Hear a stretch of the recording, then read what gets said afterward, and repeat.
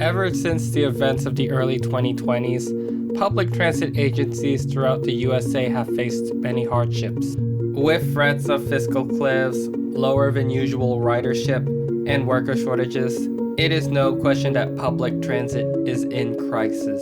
Luckily, there might be something saving public transit, and it's Taylor Swift? What? This can't be right, can it? Let me check the script one more time.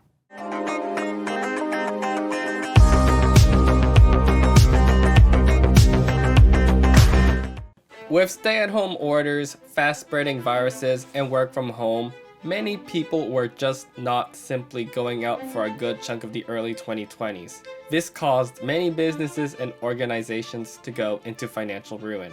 In particular, public transit agencies were hit hard since fewer people going out led to significantly fewer trips being taken. Fast forward to today, and life has largely gone back to normal. Concerts are being held again, restaurants are fully reopened, and most pandemic-era restrictions are now a thing of the past. So, everything's back to normal, right? Right? But transit use is sluggish, about half of what it should be. The rail agency says its budget will be in the red in about a year. ART is facing some severe hurdles as ridership numbers struggle to recover, and the financial situation is about to get worse. Unfortunately, one sector has yet to have recovered from the pandemic: public transit. You see, ridership has yet to recover to pre-pandemic levels for many transit agencies throughout the USA. With fewer riders come fewer fares paid, and with fewer fares paid comes less money in the hands of transit agencies. And less money comes with worse service, and worse service comes with even fewer riders. This phenomenon is known as the death spiral. Lately, many public transit agencies have faced the threat of a fiscal cliff, and it's gotten so bad that a funeral got held for public transit in San Francisco. Okay, it was actually a mock funeral, but my point here is that public transit is in a bad place, and without intervention, we could be seeing a death spiral. Speaking of intervention, bailout might be coming from an unlikely source, and it's Taylor Swift. Yeah, you heard that right. But what does Taylor Swift, this pop star, have anything to do with public transit? And how might she be saving it? Well, for those who have been living under a rock, Taylor Swift is an American singer-songwriter. To say that she's big would be a huge understatement. Having sold over 200 million records, Taylor Swift is one of the best-selling musicians and the most streamed woman on Spotify. In 2022, Taylor Swift became the first ever musical artist to occupy all 10 of the top 10 spots of the Billboard Hot 100. In 2023, she embarked on the Eras Tour, which had an unprecedented demand for tickets. In case you can't tell, Taylor Swift is very popular. But what does she have to do with public transit? Transit experts say that the sold-out tour is bumping up ticket sales on not only trains and buses, but also subways. You see, many attendees to concerts of Taylor Swift's The Era Tour have been taking public transit to get to her concert. In Atlanta, nearly 140,000 people took MARTA to the concert. In Chicago, the city's transit agency CTA saw 43,000 bonus riders compared to a typical weekend in the days of the concert there.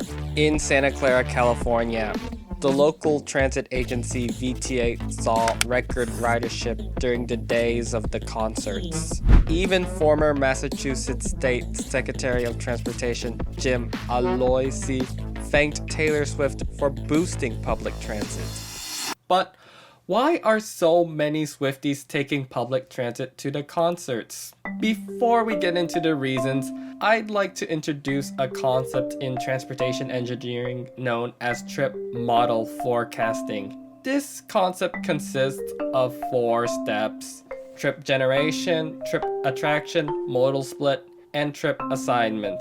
Trip attraction and modal split are going to be very important for the explanation of the Taylor Swift public transit phenomenon. Anyways, onwards with the explanation.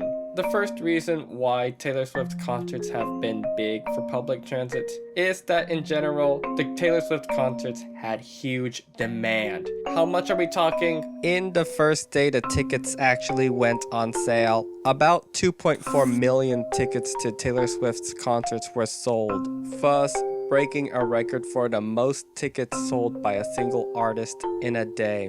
Also, the demand caused Ticketmaster to crash, although that is a whole other story which I'm not going to cover in this video. Why do I bring all this up?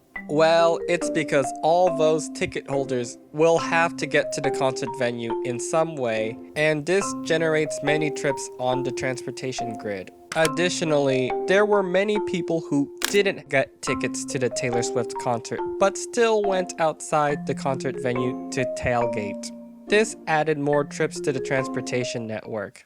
Okay, large amounts of people going to the concert venue area to attend the concert or tailgating has in turn translated to a lot of trips to the stadiums. But there has to be a reason why public transit is particularly attractive.